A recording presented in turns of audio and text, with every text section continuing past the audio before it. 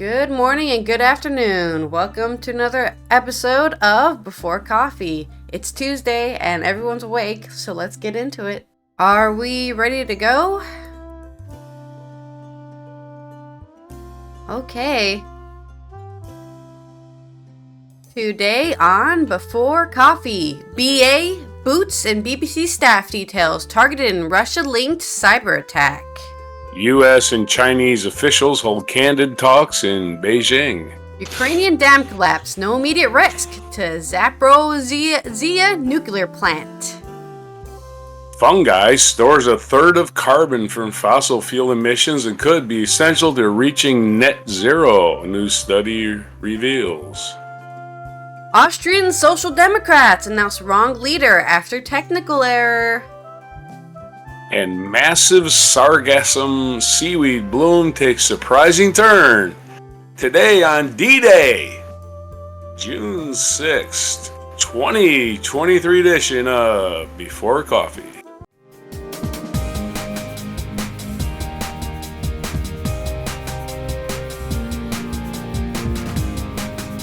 Stories, so they're just text now. Only reading today on Before Coffee. British Airways, Boots, and BBC are investigating the potential theft of personal details of staff after the companies were hit by a cyber attack attributed to a Russia-linked criminal gang. BA confirmed it was one of the companies affected by the hack, which targeted software called Move It, used by Zealous, a payroll provider. BA as in British Airways, by the way. We have been informed that we are one of the companies impacted by Zealous's cybersecurity incident, which occurred via one of their third-party suppliers called Move It, said a spokesperson for the airline. An email sent to BA staff told employees that compromised information, including names, addresses, national insurance numbers, and banking details, according to the Daily Telegraph, which first reported the breach. BA said the hack had affected staff paid through BA payroll in the UK and Ireland. Man, somebody should have hacked their payroll to give them $1 billion from the CEO. That would have been great. Right. Anyways. It's not gonna happen. Boots said some of our team members' personal details had been affected. The Telegraph reported the staff had been told that the data involved in the attack included names, surnames, employee numbers, dates of birth, email addresses, and the first line of a home address, national insurance numbers. A BBC spokesperson also confirmed that the broadcaster had been affected. The corporation believes the breach does not include staff bank details. In a tweet on Sunday, Microsoft's threat intelligence team attributed the attack on Move It to a group called the Lace Tempest. What a weird and interesting name. It said that the group was known for ransomware operations and running an extortion site, carrying data extracted from attacks using a strain of ransomware known as CLOP. Microsoft added the threat actor has used similar vulnerabilities in the past to steal data and extort victims. Ralph Pilling, a director of the threat for research at the U.S. cybersecurity firm SecureWorks, said that the attack was likely have been carried out by an affiliate of the cybercriminal gang behind CLOP ransomware, as well as the related website referred to by Microsoft, where stolen data is advertised. Pilling said the entity behind CLOP was a Russian-speaking cybercrime group. Pilling added the victims of the hack should expect to be contacted and ask for money for the return of any stolen data. Victims will be contacted, and if they refuse, they will probably be listed and published on the CLOP site. I mean, they could still be listed even after they get their money. They're the ones with the data, so you can't stop them. Spokesperson for Move It, which was developed by the U.S. firm Progress Software, said it had corrected the vulnerability exploited by the hackers. We are continuing to work with the industry-leading cybersecurity experts to investigate the issue and ensure we take all appropriate response measures, they said.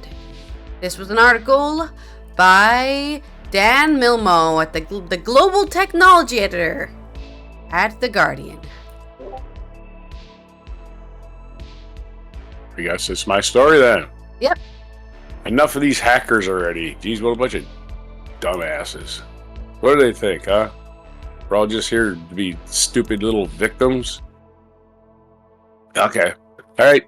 U.S. and Chinese officials hold candid talks in Beijing. Mid-level talks in Beijing mark continued diplomacy, which is a new word, despite rising tensions and competitive talks with the U.S. U.S. and officials, this is from Al Jazeera. Washington, D.C. Officials from the United States had candid and productive discussions with Chinese diplomats in Beijing, the U.S. Department of State said, amid rising tensions between the two countries. Daniel Kittenbrink, Assistant U.S. Secretary of State for Asian and Pacific Affairs, and Sarah Brand, National Security Senior Director for China, met with Chinese officials Ma Zhaoxao and Yang Tao on Monday. The mid-level talks, which mark continuing diplomacy between the two countries despite intensifying competition, come 2 days after U.S. military accused China of unsafe maneuvers during near a U.S. military ship in the Taiwan Strait. The two sides had candid and productive discussions as part of an ongoing efforts to maintain open lines of communications and build on recent high-level diplomacy between the two countries. Kittenbrink's visit also followed the apparent snub last week after Beijing declined a request for a formal meeting between Defense Secretary Lloyd Austin and Chinese counterpart Li Shangfu on the sidelines of Security Summit in Singapore. The talks also follow a visit by Central Intelligence Agency Director William Burns to China last month, which confirmed by several media outlets last year. The State Department said the two sides exchanged views on their bilateral relationship, their channels of communications, and other issues on Monday, adding that the American officials made it clear that Washington would stand up for U.S. interests and values. In a statement released on Tuesday, the Chinese foreign minister said the two sides conducted candid, constructive, and fruitful communications on promoting the improvement of Sino-U.S. relations and properly managing and controlling differences. Communications would remain open, the ministry said. The maritime incident days earlier had underscored the tensions between the two countries. The U.S. military's Indo-Pacific Command said on Saturday that a Chinese ship came close to the American destroyer USS Changchun, causing it to slow down and avoid a collision in a violation of the right to safe passage in international waters. On Monday, the Chinese Foreign Minister Wang Wenbin rejected the U.S. version of events, accusing the U.S.-American destroyer of making provocations first. Well, actually, it's on film, but I guess they can doctor the film. The actions taken in the Chinese military are completely justified, law, safe, and professional. It is the U.S. that should reflect on its correct its wrongdoing, Wang said. Last week, the U.S. also said a Chinese jet performed an unnecessarily aggressive maneuvers near an American aircraft over the South China Sea. On Monday, White House National Security spokesman John Kirby said the two incidents are part of an increasing level of aggressiveness by the Chinese military, warning that such maneuvers can lead to misunderstandings and miscalculations. When you have pieces of metal that size, whether it's in the air or on the sea, they're operating close together, it wouldn't take much of an error of judgment or a mistake to get made and somebody could get hurt, and that's just going to be unacceptable. Ties between Beijing and Washington have soured in recent years over numerous issues, including trade rules, the status of Taiwan, China's claims in the South China Sea, and an ongoing U.S. push against growing Chinese influence in the Asia-Pacific. Secretary of State Anthony Blinken canceled his visit to China in February after U.S. authorities shot down what they said was a Chinese spy balloon that had traversed the country.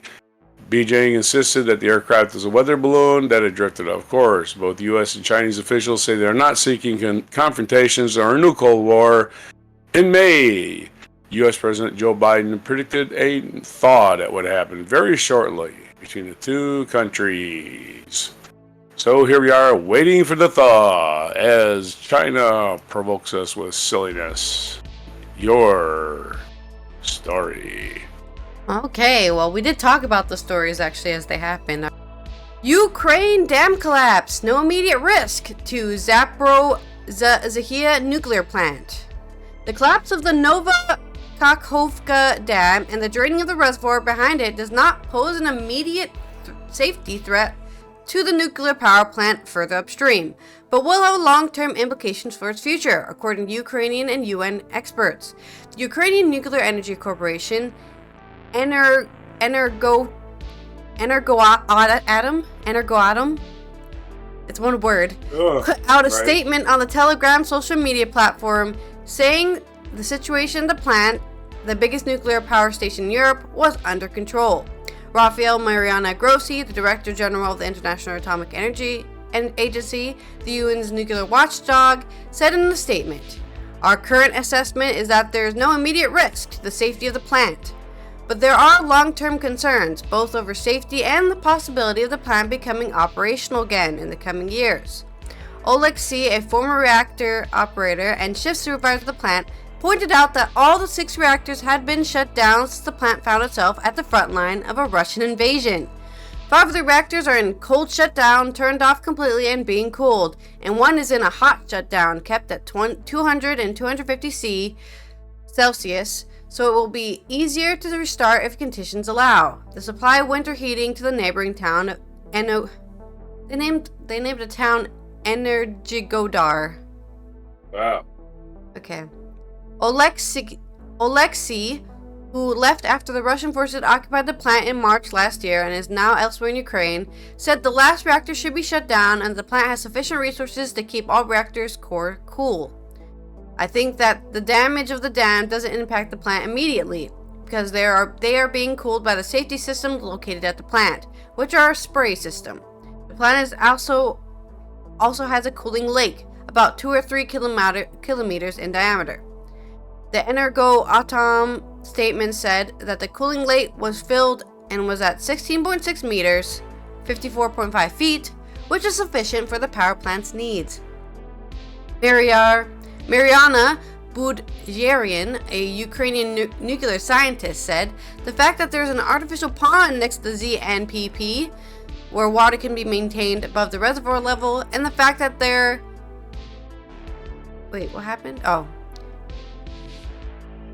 And the fact that the reactors are in cold shutdown after some reinsurance and increased time to respond if the ZNPP starts getting affected. But Budjerian, who is a senior research associate on the project on the managing the atom in the Harvard University, said, "The bigger problems, who is going to do it? ZNPP is already downstaffed to the bare bones." Oleksiy said that over time, water would evaporate from the cooling lake, and if it could not be filled from the vast reservoir created upstream of the Nova Kakhovka Dam, the turbines in the power plant could not be operated.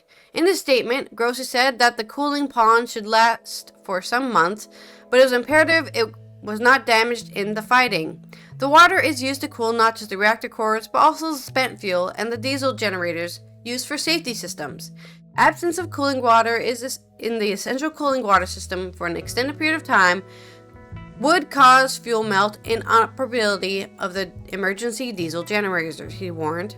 Budjerian pointed out to another implication of the dam collapse regarding the future of the Russian-occupied nuclear plant, which Russian occupying forces have allegedly mined. If the Russians would do this with Kakhovka, there's no guarantee they won't blow up the reactor units at ZNPP that are also reportedly mined, 3 of the 6, he said. It wouldn't cause a Chernobyl, but massive disruption, local contamination, and long-term damage to Ukraine. So, I'm not sure how you repair a dam that's been broken up while water's rushing through it. Maybe you can't. Maybe you have to create a temporary seal on both sides. You have to divert the water. Yeah, and then you can repair it. So hopefully they can do something. Otherwise, we'll see how this story progresses, because I'm sure there'll be more news about the nuclear power plant and the dam. Damn. This was a story from Julian Borger in Kyiv.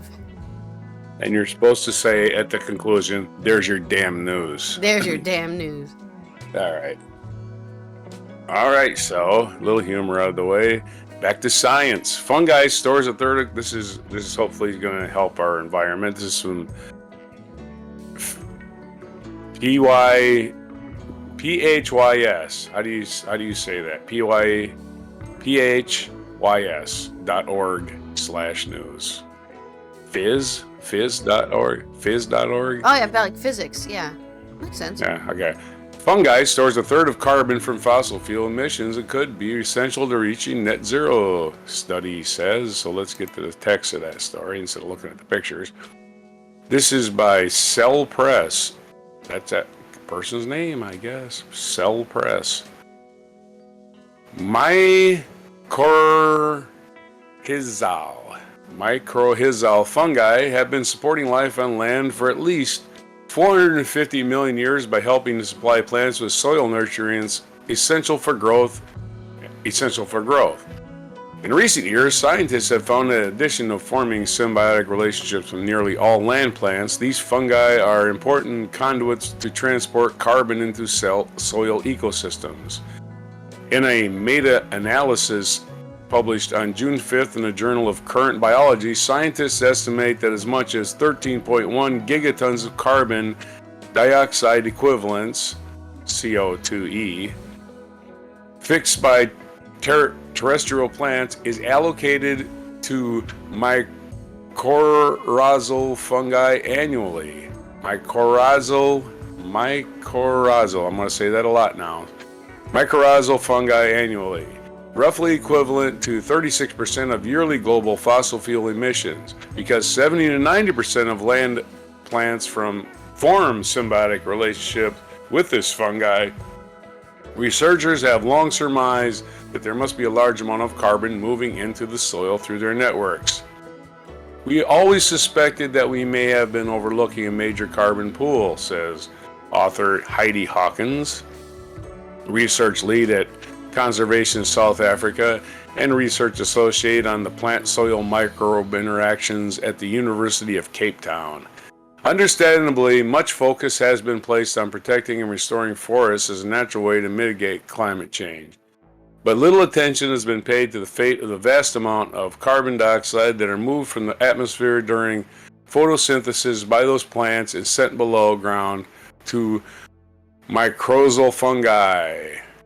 Mycorrhizal fungi transfer mineral nutrients to and obtain carbon from their plant partners. These bidirectional exchanges are made possible by associations between fungal mycelium and thread-like filamentous networks that make up the bulk of fungi biomass and plant roots. Once transported underground, carbon is used by mycorrhizal fungi to grow a more extensive mycelium, helping them to explore the soil. It is also bound up in the soil by the sticky compounds exuded by the fungi and can remain underground in the form of fungal necromass, which functions as a structural scaffold for soil.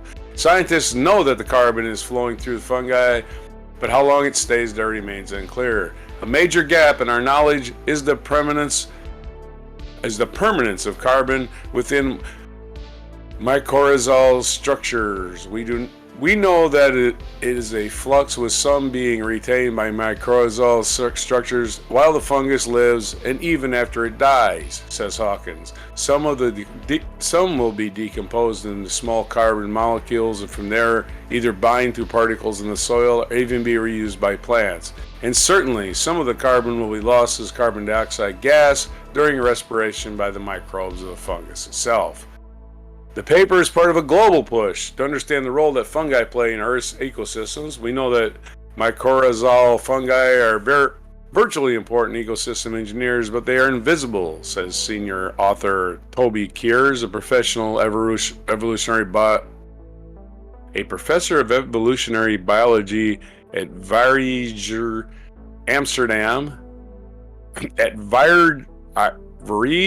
University of Amsterdam, and co-founder of It's Vrije University. It literally means free university. Yeah. Vrije? Yeah. Vrije University. Got it. And co-founder of Society of Protection of Underground Networks, SPUN. That's an acronym, SPUN. Sponge. Mycorrhizal fungi lie at the base of the food webs that support much of life on Earth, and we're starting to understand how each actually work. There's still so much to learn. But there's this race against time to understand and protect these fungi. The UN Food and Agriculture Organization warns that 90% of soils could be degraded by 2050, and fungi are left out of most conservation and environmental policy. Without the fertility structure that soil provides, the productivity of both natural and crop plants will rapidly decline. Mycorrhizal fungi represent a blind spot in carbon modeling, conservation, and restoration, says co-author Katie Field, a professor of plant soil process in the University of Sheffield. Soil ecosystems are being destroyed by an alarming rate through agriculture, development, and other industry, but the wider impacts of disruption of soil communities are poorly understood. When we disrupt the ancient life support systems in the soil, we sabotage our efforts to limit global heating and undermine the health and resilience of the ecosystems on which we depend. Many human activities destroy underground ecosystems. Besides limiting the destruction, we need to radically increase the rate of research, says co-author Martin Sheldrake. Organizations like SPUN, the Fungi Foundation, I want to join them, and the Global Fungi are leading a massive global sampling effort to create open source maps of Earth's fungal networks. These maps will help chart the properties of underground ecosystems such as carbon sequestration, hotspots, document new fungal species able to withstand drought and high temperatures. The researchers emphasize that while the figures are based on best available evidence, they are imperfect and should be interpreted with caution. Although our numbers are only estimates, they are the best we are able to make with the data available.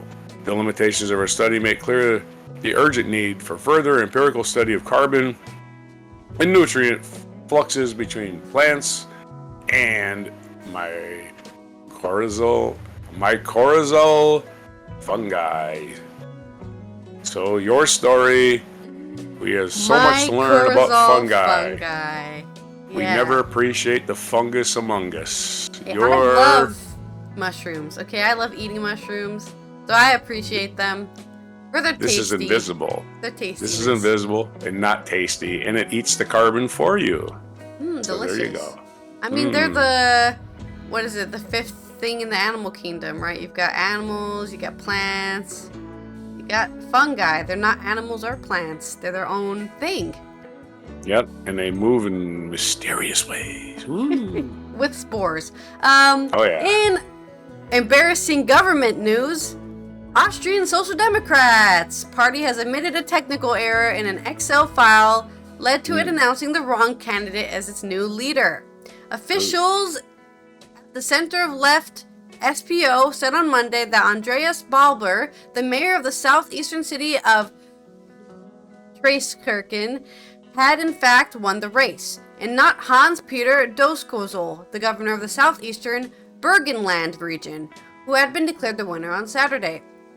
The ballots didn't match the digitally announced result, said the SBO's electoral commissioner, Michaela Grubesa.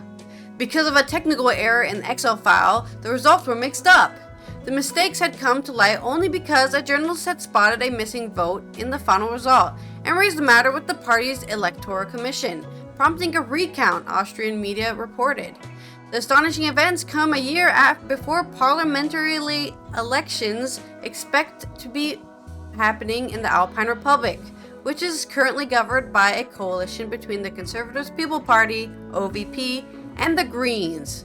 Vying to replace the outgoing centrist leader Pamela Rendi-Wagner, Bobler, a 50-year-old former warehouse laborer, self-declared Marxist and longtime Eurosceptic, vowed to return Austria's Social Democrats to their left-wing roots. In an inter-party debate that focused less on the policies than whether the center-left should wear its values on its sleeve, 52-year-old Doskozl stood for a more right-wing position on issues such as immigration, promising to bring back voters who had switched to the far-right Freedom Party, FPO. Latest polls show the FPO is in the lead, with the Social Democrats in either second or third place at around 21 to 24%. Babler, a former member of his party, Marxist-Leninist Stamokop, Wing drew fire in the run-up to the party's Congress for a 2-year-old video in which he was described the EU as the most aggressive foreign policy alliance that ever existed, and worse than NATO. He described the EU as an imperialist project with a few social standards. Confronted with the comments he had made during the COVID-19 pandemic, Babler said he did not advocate an Austrian exit from the bloc of nations, but was in favor of a socially minded reform of European treaties. He told the Austrian media in one interview, "I am a Marxist," but said in a follow-up interview that he did not stand for concepts such as exportations and dictatorship of the proletariat. I think a Marxist does not want a dictatorship of the proletariat. Compared with the German sister party, Austria's SPO is a relatively broad political church, which hasn't faced a significant challenger to its left since the 1950s. The Austrian Communist Party, strong showing at the Salzburg state elections in April, however, has received plenty of attention in the party. Babler's victory increases the likelihood of a coalition between the OVP and the FPO after next year's vote, said Marcus Howe, a political consultant at the Vienna-based risk advisory firm VE Insight. Austria's political landscape is structurally right-leaning, which means that even if Babler could steal votes from the Greens and NEOS, it's hard to see how it will pull together a governing coalition. Unlike Doskozil, Babler is ruled out forming a grand coalition with Austria's conservatives. The party's new leader said on Monday the mistake in the counting process had been painful for all those involved, and that he wanted to work on the complete comeback of the SPO. This was an article from Philip Oltermann in Berlin. Sweet. And in creeping slime news, this is from WGN in Chicago. The SARGASSUM, the thing that is creeping close to Florida, takes a surprising turn. This is from a story by Alex Martichot. I think that's the French pronunciations. Chaux? Cho? No? Martichot.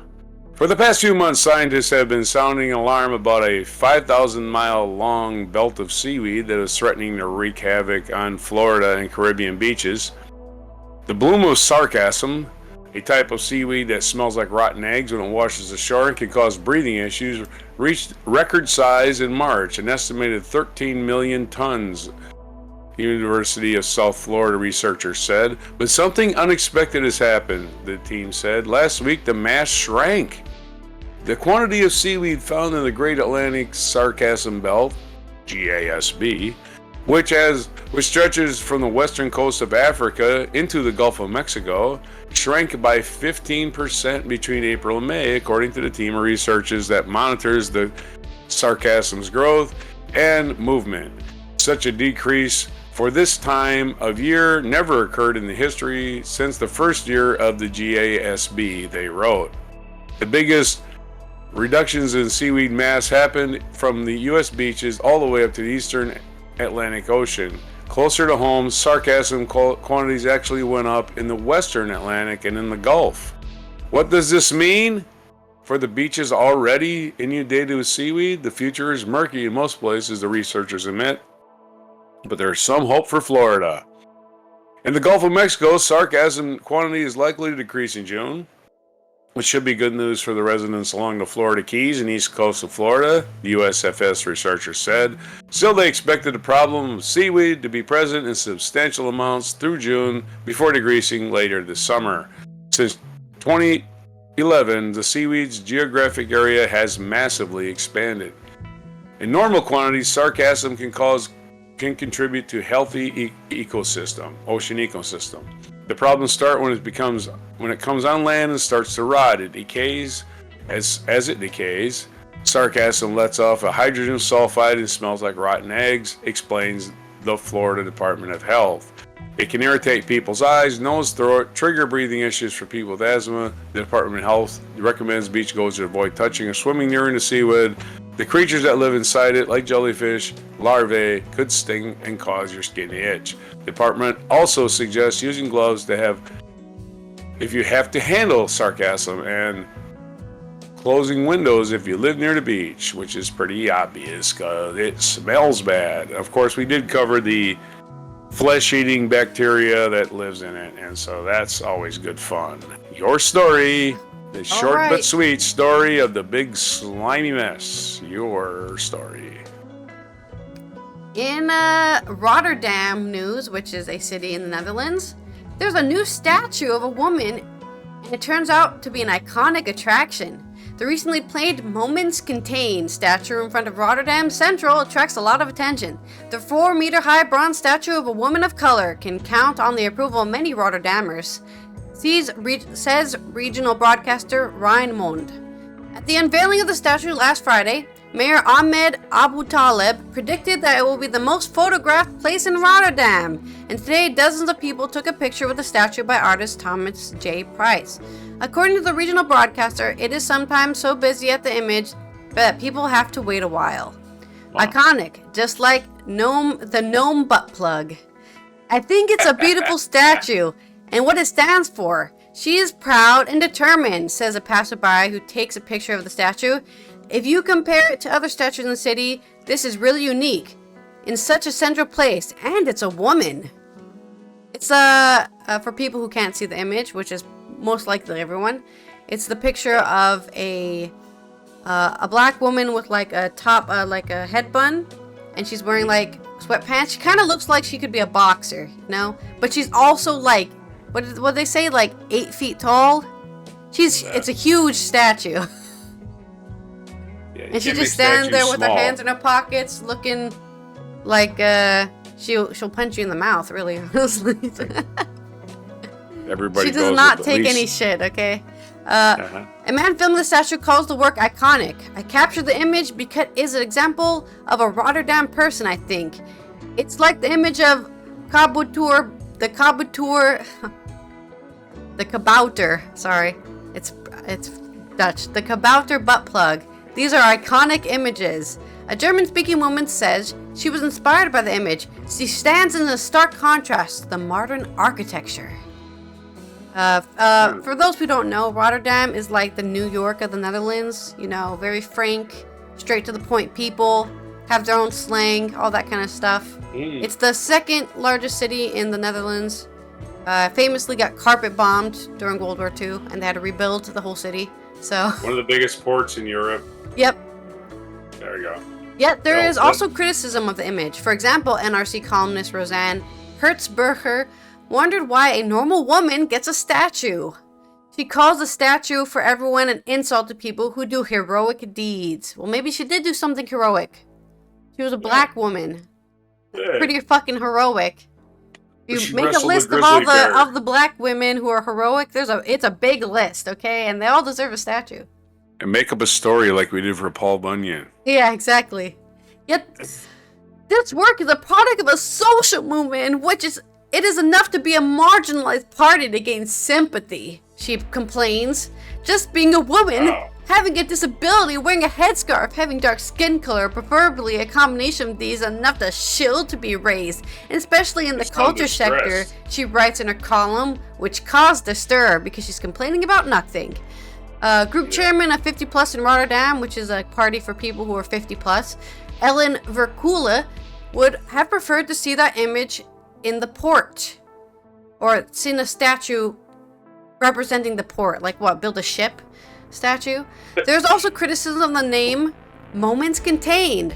That could have been a bit more Rotterdam, says bystanders. A nickname for her should come soon, as Rotterdammers often do. She's going to be called the tall black lady. I don't know. The statue was created in 2022 by British artist Thomas J. Price. Other sculptures by him are in London and New York. This 42-year-old Londoner with Caribbean roots is known for his immense bronze sculptures of black men and women, who himself calls every man and every woman. They are not specific people, but images composed of the faces of several people. The artwork is the starting point of the sculpture route through Rotterdam, which continues via the Sculptures Terrace at Westersingle to Rotterdam South. So if you ever find yourself in Rotterdam, make sure to stop by the giant woman, and then also see the other statues on the route through the statue route. That's what it's called. Right. This was what's a article from NOS. What? Maybe the butt plug thing might be interesting too, because I'm not sure what that is. I haven't seen. Have I seen that? I probably have. The I don't kabouter think butt I've plug. seen. Well, we don't. We could cover it some other time, but it was referenced, and I'm like, what? The kabouter butt weird. plug, literally the butt plug gnome, or the brownie butt plug, named for the resemblance of the statue's Christmas tree bears to a sex toy. Okay, so it's a gnome holding a Christmas tree, but because it's a bronze statue, you can't really make Christmas tree things, right? So you've seen those Christmas trees where they're just kind of like flat, right? There's no bristles. Yeah. It's just like a triangle. But instead of going for triangle, they went for like multiple round sections, which looks a lot like a butt plug. Hence why it's called. The name stuck, which is interesting. Yes, so the name stuck, and that's why they're hoping that there's going to be a funny name for this statue, I guess. Though there's nothing funny about it. It's just a really tall black woman wearing sweatpants. So something for all them sculptors out there when you finish. Look at it. In this day in history now. This day in history. Yeah, we're wasting a lot of time. This day in history. It's June 6th, so a very famous day. But we'll go to the bottom. 1620. We're going in order, chronological. I always start at the bottom because the other stuff's there. 1622 on this day, Pope Gregory XV created the Congregation for the Propagation of the Faith for the organization and direction of the missions of the Roman Catholic Church to the non-Christian world. So yeah, let's force this crap on other people. 1844, George Williams originated the Young Men's Christian Association. The Y. Never mind. 1892, Chicago's elevated loop train, commonly known as the L, began operating and became one of the longest and busiest managed transit systems in the United States. In 1925, the automobile manufacturer Chrysler Corporation was incorporated with William P. Chrysler as president. In 1934, the Securities and Exchange Commission, SEC, was established, which is a U.S. agency. 1956, Swedish tennis player Bjorn Borg, considered one of the sport's greatest competitors, was born. 1982, skipping ahead, Israel invaded Lebanon and subsequently defeated the Palestine Liberation Organization, the Syrian Armed Forces, and assorted leftist Lebanese groups. Israel is always beating people in wars. 1998, the American TV show Sex and the City, starring Sarah Jessica Parker, began airing on HBO, and it became one of the most influential TV series if you had HBO. 2004, for her performance in Raisin in the Sun, Felicia Rashad became the first African American to win the Tony Award for Best Actress. Famously, Bill Cosby's wife on TV. 2015, American Pharoah won the Belmont Stakes, becoming the first thoroughbred in more than 35 years to capture horse racing's Triple Crown. And of course, the big day, birthdays today. Well, we can do birthdays in a minute. The big day today was the Normandy invasion began on June 6, 1944, led by U.S. General Dwight D. Eisenhower, the Allied Armada of ships, planes, and landing craft, and some 156,000 troops began the invasion of northern France from England on this day, famously called D-Day. Yep. And birthdays today, Diego Velázquez, Spanish painter, does not say the year he was born. How do they know this is his birthday then? Okay. 1967. Well, he died in 1660, so subtract 60 years. That's his birthday. Okay. Paul Giamatti, American actor, was born this day in 1956. Sukarno, president of Indonesia, was born in 1901. I don't think he's around anymore. Former president, I would imagine. Thomas Mann, German author, was born in 1875. And Alexandra, the Empress Consort of Russia, was born in 1872. And what day is it today? Did you ask? You may not have asked, but I'm going to tell you anyway. National Higher Education Day today. It is World Pest Day, so I'm a pest, so yeah, I'm unhappy today. I'm going to be out there bothering people. It's National Applesauce Cake Day. It's always some kind of food. National Eyewear Day. Wow. National Eyewear Day. National Drive-In Movie. So wear your eyewear, go to the drive-in movie. National Day of Sweden. So let's celebrate Sweden today. They get a national day? Huh, yeah, well, nice. National Day I guess it's in our country. I guess. Everyone learn where Sweden is on the map, you dumb Americans. That big place next to Norway when you can never know which one's which, right? Yeah. Which one's Norway? Which one's Sweden? It's like Vermont and New Hampshire in this country. You look at the map and they're like, which one's They're which? different sizes and they look different, but okay. Yeah, it's true. National Gardening Exercise Day, which gardening is exercise, but not necessarily the best exercise. It's D-Day, of course. National Yo-Yo Day. That's important to know.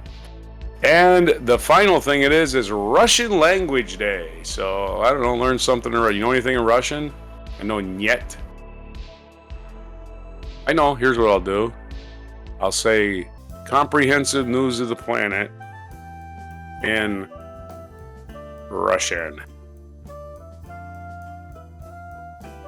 Besochronye Novosti Planete Zemla. That's okay, Russian for comprehensive news of the planet. Here's your story.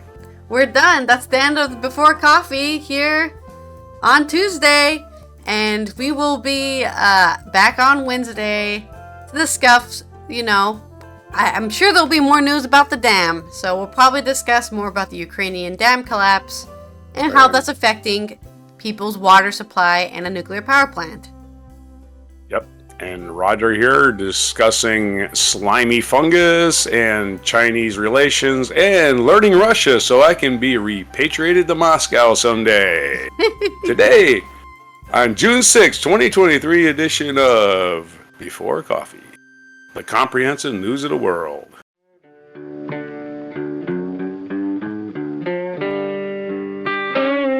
Be sure to hit the like, subscribe, and notify buttons. And follow our other channels, Toxic Alley, History of Gravy, and Scratchy Old Records.